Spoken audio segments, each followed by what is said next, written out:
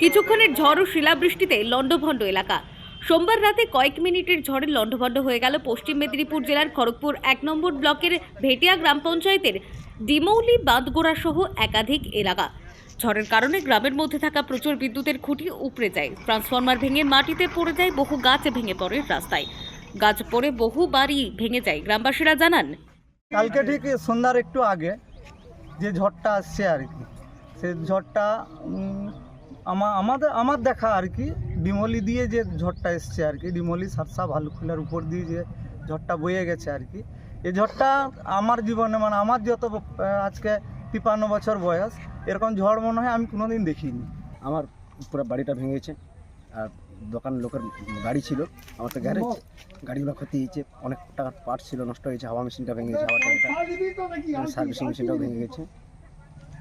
গতকাল ওই 7টা থেকে 7:30টার মধ্যে একটা ঝোড়ো হাওয়া হঠাৎ করেই আসে।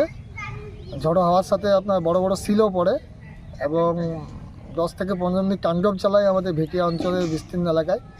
বড় বড় গাছ পড়ে যায়, আপনার কারেন্টের খুঁটি আমাদের ডিমলি স্ট্যান্ডের একটাও নাই, ট্রান্সফরমার পড়ে গেছে উপর থেকে নিচে। চাষিরা ব্যাপক আর্থিক ক্ষতির সম্মুখীন হবে। ঝড়ের পর থেকেই এলাকায় বিদ্যুৎ বন্ধ হয়ে গেছে। এলাকায় বিদ্যুৎ না থাকায় পানীয় জলের সমস্যা হচ্ছে। খড়গপুর থেকে সুমন শঙ্করের রিপোর্ট, টাইমলেস ডেপিকশন নিউজ।